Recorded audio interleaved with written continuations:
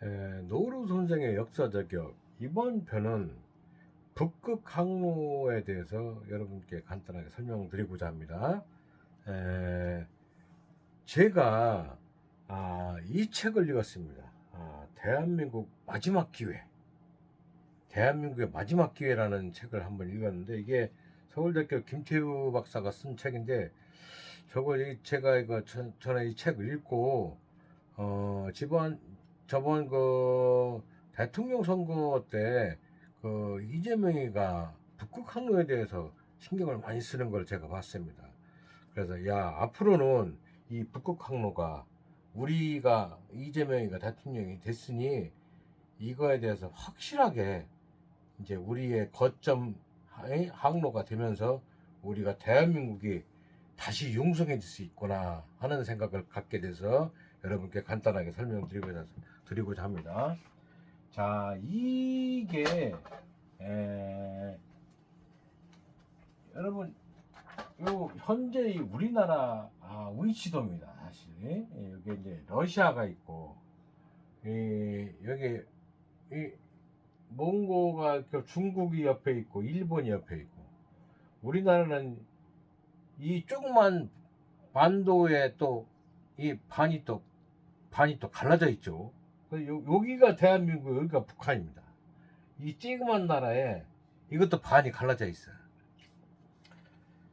그런데 지금 현재 우리나라가 사실은 점점 가면서 이 성장 동력이 사실 떨어지고 있다는 거는 여러 학자들이 많이 얘기하고 있습니다. 왜? 중국이 지금 엄청난 속도로 쫓아오고 있고, 여러분 지금 제가 얼마 전에 중국 다녀왔지만 중국에는 현금이 없어졌습니다. 여러분 중국에 여러분 우리가 지금 현재 쓰고 있는 저도 이 삼성카드 쓰고 있지만, 이 카드 중국에서는 카드 못 씁니다. 우리 카드 쓰고 있지만 이 카드 중국에서는 하나도 안 씁니다. 전부 뭐냐? 페이입니다. 알리페이. 노점상에서 제가 과일을 샀는데 노점상 주인이 핸드폰을 뒤밀면서 페이로 결제해달라고요. 주머니에 현금을 안 가지고 다닙니다. 중국 사람들이. 사과를 샀는데 노점상이 알리페이로 결제를 해달라고 핸드폰을 뒤밀는, 이런 시대가 중국은 공산당이기 때문에 원래는 현금에서 카드에서 이 페이로 나가야 되는데 이걸 카드를 건너뛴 겁니다. 지금 중국은 전부 페이입니다. 중국 현금 없어진 지가 꽤 오래됐습니다. 물론 뭐 일부 저쪽 백두산 길림성이나 이런 데서는 한국 돈도 받고 좀 하는 게 좀 있지만, 거의 다 지금 중국 거의가 알리페이로 결제를. 슈퍼도 페이. 슈퍼도 뭐 음료 같은 거 사도 전부 페이지, 이 카드 자체가 안 됩니다. 카드 자체가. 제가 중국 가서 커피 좀 한잔 살려고 했더니 카드가 안 돼가지고 여러 집을 찾아내서 한 집이 카드 단말기 꽂고 하는 데가 없고, 그 사람이 주인이 카드 갖고 딴 데 가서 결제하고선 저희한테 커피를 파는 그런 기억이 납니다. 중국이 카드가 없었습니다. 자, 우리가 지금 중국이 우리나라를 지금 엄청나게 쫓아오고, 어떤 분야에서는 우리나라를 사실 추월했습니다. 그 일례로 드론은 사실 최초로 만든 데가 미국입니다. 미국은 기초과학이 튼튼해서 드론 같은 걸 창의적인 걸 잘 만들어내지. 근데 드론 전 세계 1위부터 이 12기업이 전체가 중국 기업입니다. 그러니까 재주는 누가 뭐가 하고 돈은 누가 벌듯이 지금 미국서 개발한 드론 가지고 중국이 엄청나게 돈을 벌고 있다니까요. 이런 시대에 가서 중국이 지금 우리나라를 어떤 면에서는 추월한 점도 있고, 어떤 면에서는 바짝 쫓아오고 있고, 우리는 또 이걸 추월해도 나가야 되는데, 이게 굉장히 사실 우리가 까딱 잘못하면은 우리가 후진국으로 지금 처질 수 있는 안타까운 상황에, 윤석열이가 그동안 한 3년 동안 개판을 쳐가지고 이제 이재명이 와가지고 이제 이런 이재명이가 이걸 알고 있더라니까. 내가 깜짝 놀랐다니까. 그래서 여러분께 잠깐 설명드리고자 합니다. 저 미국의 트럼프가 대통령이 됐습니다. 두 번째 대통령이. 트럼프가 일성으로 그린란드를 갖고 싶다고 하는 거예요. 그 덴마크 보고 그린란드 내놓으라고, 아니면은 총독 가서 뺏어버린다고까지 트럼프가. 이 그린란드를 갑자기 뜬금없이 왜 그린란드를 지가 달라고 그래요? 뜬금없이. 이게 다 보관이 있습니다. 이게 다 근거가 있어서 지금 그런 겁니다. 자, 이게 지금 북극해입니다. 여기서 이 동남아에서 만드는 이 모든 중국서 만드는 제품이 전부 어디로 가느냐? 이 필리핀 앞바다 남중국해를 지나서 말라카 해협을 지나서 말레이시아하고 해협 인도양을 또 지나서 여기 스웨즈 운하로 가가지고 여기에서 이 지중해를 건너서 영국 이 네덜란드 로테르담 갑니다. 이게 삥 도는데 이게 엄청난 지금 이 거리요. 이 거리를 이 뒤로 가면 이게 이제 북동 항로가 있고 북서 항로가 있거든요. 이 알래스카 딱 넘어서면은 이 그린란드에서 넘어가는 길이 있고 이 러시아로 가는 길이 두 길이 있단 말이요. 이 두 길 중에 그린란드를 트럼프가 달라고 그래요.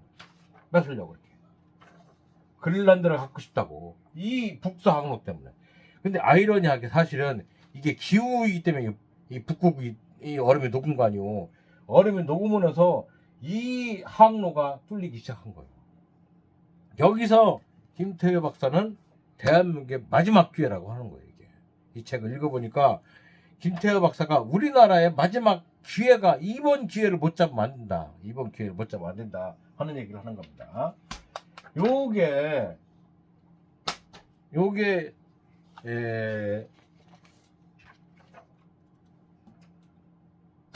이 남쪽으로 항로로 가면은 약 2만 킬로에서 약 40일이 소요가 됩니다. 40일이 소요가 되는데 이 북쪽으로 해서 가면은 거리가 한 40% 단축돼. 이 대단한 겁니다. 40%. 날은 또 며칠이야? 날은 또 25일이 감축이 돼. 이 공장 운영하는 사람 10원 한 장을 아끼느라고 전략하고 하는데 이 거리에 40% 단축되면서 이 40일 걸릴 걸 약 보름 정도에 갈 수 있다면 이 엄청난 물류 이동의 그 절감 효과입니다. 이거는 놓칠 수가 없습니다. 어느 물류 회사고 어느 제품을 팔아서 이동시키는 사람들은 이건 무조건 선택이고. 이건 필수 불가합니다. 일로 갈 수밖에 없어. 일로. 이 북쪽으로 갈 수밖에 없지. 이 남쪽으로 이 뺑 돌아. 지금 현대까지 이렇게 생겼거든. 근데 이게 지금 사실은 옛날에 여기서 우리나라로 석유가 오려면은 이 사우디 같은 데 해가지고 지금 일로 오는 거예요. 일로 오는데 지금 문제가 어디서 생겼냐면은, 자, 첫 번째로 이 중국하고 타이완하고 이거 야간 전쟁을 합니다. 중국하고 타이완하고 분쟁이 생겨요. 여기 남중국해 중국하고 필리핀 전부 뭐 브루나이 그것이 중국이 지 땅이라고 예명치가 떨어지니까 여기서 복잡해 지금. 자, 여기 또 요 해협이 지금 아주 불안해가지고 지금 난리 아니고 여기 또 해적들 막 들락달락 그러지. 이게 좀 복잡하게 됐어. 그런데 우리는 여기서 뭐 하나만 문제 딱 터져도 여기는 올스톱이에요. 뭐 하나만 문제가 딱 터져도 여기는 올스톱이라니까. 우리나라는 아주 최종 끝에 있어가지고 이 일본도 사실 마찬가지지만 여기가 중간에 문제 생기면 다 브레이크요. 일로 수출도 못해. 근데 전에는 미국이 여기 있는 석유를 가져가느라고 여기 인도 태평양 함대를 수시로 운영했어.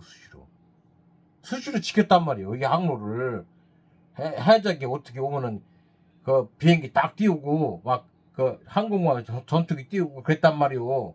미국이 지 석유 지 석유를 확보하기 위해서. 근데 어서 이 알라스카에서 지들 석유가 나온 거예요. 이제 미국이 산유국이 돼서 그걸 팔아먹을 세일가스가 나와가지고 그걸 팔아먹을 판이요 지금. 그러니까 여기 지키던 함대의 비용을 안 하려고지. 안 하려고 한다니까. 이렇게 문제가 생기기 시작한 거예요. 자, 요게 지금 지금 그 양반 얘기는 각자 도생. 예? 대한민국에 여기 불안 요소가 아주 비일비재해 지금. 예? 해적도 나타나고 수해주구나 사고도 한번 있었고 뭐 이 중국하고 대만하고 자꾸 전쟁한다고. 중국하고 대만하고 전쟁하고 나면은 제일 피해 있는 게 대한민국이에요. 중국하고 대만하고 전쟁 나면은 이걸 야간 전쟁이라고 하거든요. 제일 피해가 첫 번째 최고만의 피해가 대만이고 두 번째가 어디 한국이고. 우리가 대만은 뭐 야간 전쟁이니까 중국과 대만이 전쟁하니까 거기에 미국이 개입되잖아요. 그러면 우리도 자동적으로 일부 개입이 되면서 우리는 엄청난 피해를 받는다.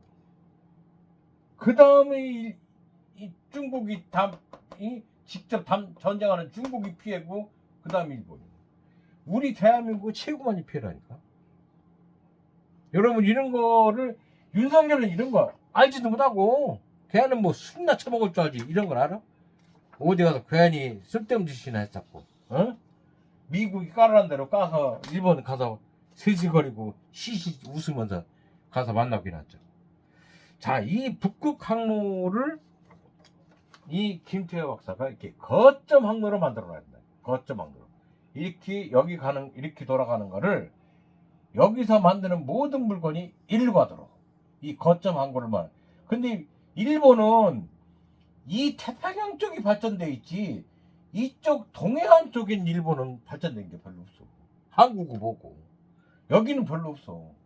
이 앞에 도쿄가 요 앞에 있으니까 이 태평양 쪽이 발전돼 있지. 일본은 여기 그림이 좀 안 보여서 좀 당기겠습니다. 자, 일본은 여기가 발전돼 있지 여기가 뒤 동해안 쪽이 발전이 안 돼 있다니까. 근데 우리는 여기가 완전히 남해안이 발전돼 있지. 그러니까 이 중국 이쪽으로 이 북극 항로가 통과가 되기 시작하면은 이제 전부 이쪽으로 오는데 이 중국 상하이나 닝구항이나 부산항 여기 울산항 부울경이라고 그죠? 부산, 울산, 경상도, 부울경. 이 부울경이 거점 항구 도시로 엄청난 발전을 할 거란 말이에요. 이 여기에서 전부 여기서 물류가 다 헛돼. 실크로드에 아주 완전히 아주 그냥 요충지가 되는 겨. 실크로드에 이 해상 실크로드에 지금 싱가포르가 그거 아니오. 싱가포르가 그냥 거점 항로 지나가 거기다 잠깐 쉬었다 가는데도 싱가포르가 지금 엄청 발전하듯이 이제 이 밑으로 가는 싱가포르가 아니고 이쪽으로 가. 이쪽으로. 자, 2만 킬로를 2만 킬로로 가는 거를 몇 킬로로 줄여? 약 15,000킬로로 5,000킬로를 줄이는 거예요. 네? 5,000킬로. 5,000킬로를 줄이는 거예요. 이 대단한 거라니까요. 자, 이렇게 해서 우리가 거점 항구를 확보했을 때 우리의 막강한 부가 창출됩니다.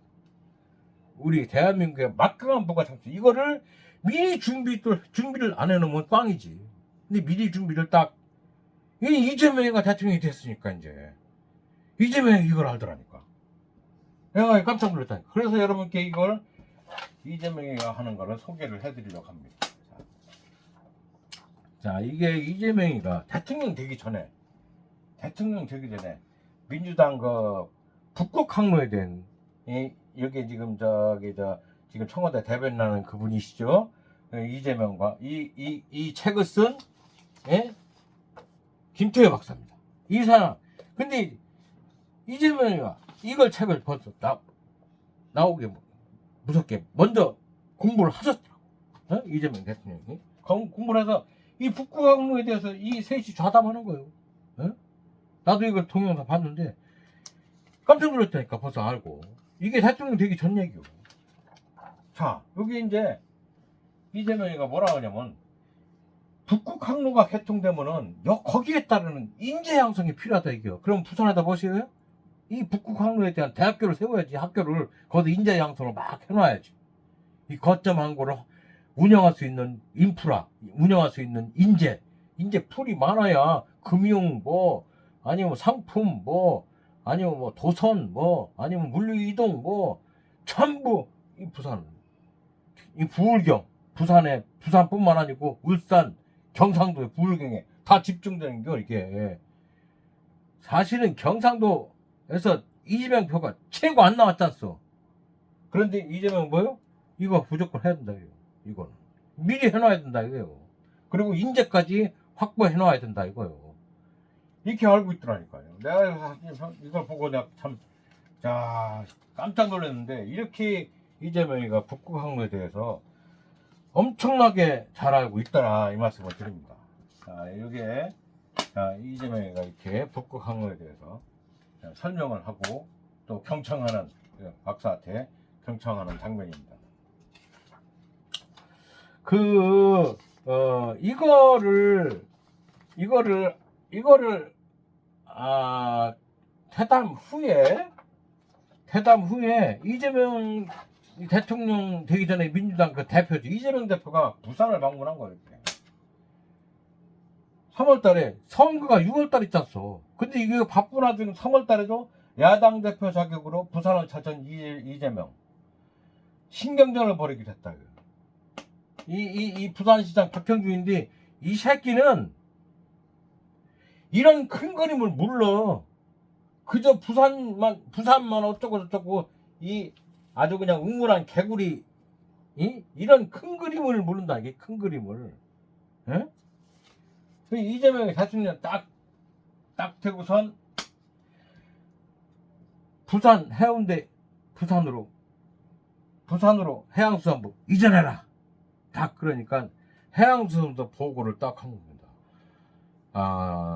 땅도 부지도 마련해야 되고 건물도 다 지어야 되고, 그러면은 해양수산부 그때 옮기려면은 한 4년 뒤에나 대통령 임기가 5년인데 4년 뒤에나 들뚱말뚱합니다. 그 보고를 하니까 이재명이 뭐라 하냐면, 그 청사 뭐가 꼭 지려고 그래요? 지지 말고 전세로 가면 되지. 꼭 청사 지어요. 청사는 천천히 져도 되니까 우선 부산부터 가요. 연내에 부산 해양수산부를 연내 부산으로 이전하라고 지시를 한 겁니다. 이렇게 속도감 있게. 이 양반은 그 결정 내기 전에는 토론과 그 상의를 엄청나게 길게, 막 치열하게 토론을 엄청나게 하고 결정이 딱 나면은 굉장히 속도감 있게 실행하는 사람이에요. 여러분, 이재명이 대통령 잘 뽑았나 안 뽑았나 여러분 잘 판단해 보시라고요. 이재명 이 양반이 또 이 대한민국의 최고의 해운회사지, H&M 이 회사 부산으로 이전. 이 H&M 회사 대한민국 최고의 해운회사요. 본사 부산으로 이전. 이렇게 이거를 그림을 지금 먼저 그리고 있단 말이에요. 먼저 누가? 이재명 대통령이. 근데 이 사람은 아직 그런 걸 모르고 뭐 어쩌고 신경전이나 버리고 앉아서 폼 잡고 웃기고 있네. 아이고. 자, 해양수산부 공약으로 산업은행 이전을 맞바꿀 수 있다는 생각을 하지만, 아이고, 해양수산부 산업은행은 윤석열이가 지들 여당할 때도 못 옮겼어. 윤석열이 여당할 때도 지금 박형준이 얘도 빨간당이라니까. 그 윤석열이가 빨간당 대통령 할 때도 산업은행을 못 옮겼는데 왜 이재명이 보고 빨리 옮기라고 했는데. 미친놈이지. 거기다 대고 또 해운대 그 구의원은 또 이재명이 재판을 신속하게 해야 된다고 해수부 이전을 반대하니까 시민들이 불북을 끄거든요. 미친놈들 아니에요 이게. 온다는데도 오지 말라고 그래. 거기가 오면은 3,000명이 벌써 내려오고 거기서 쓴 돈이 얼마고 1년 예산이 거기가 거의 8, 9조 10조 가까이 해양수산부가 써야 되는데 그걸 부산에서 뿌리겠다는데 그걸 오지 말라고 그래요? 더군다나 해운대 구에서 오려고 그러는데 해운대 구 의회에서 이 빨간당 출신 구의원들이 반대한다 해가지고 오지 말라고 그래요? 이 도라이 이렇게 도라이. 미친놈이라니까. 거기다 대고 충청남도 세종시 이 시장은 그놈도 빨간당 출신이야. 세종시에서 해운대 이장 반대한다고. 연병 아이고 이 큰 그림은 못 그리고 맨 응원한 개구리 연병을 치르는. 아이고 한심하게. 대한민국이 마지막 기회에 이게 대한민국 마지막 기회. 이 거점 항로가 대한민국의 마지막 기회라니까. 야 한심한 이 빨간당. 그러고선도 쿠데타 일으켜가지고 그 내란 일으켰는데 내란 일으킨 그 당을 또 찍어? 그러고선도 무얼 대구시 또 이재명이 대통령이니까 뭐 해달라고 연병. 아이고 저기 김문수한테 가서 해달라고 해야지. 사람이 염체가 없어 어떻게 놈을게. 자, 이 모양들입니다. 이 모양들. 자, 여러분 여기서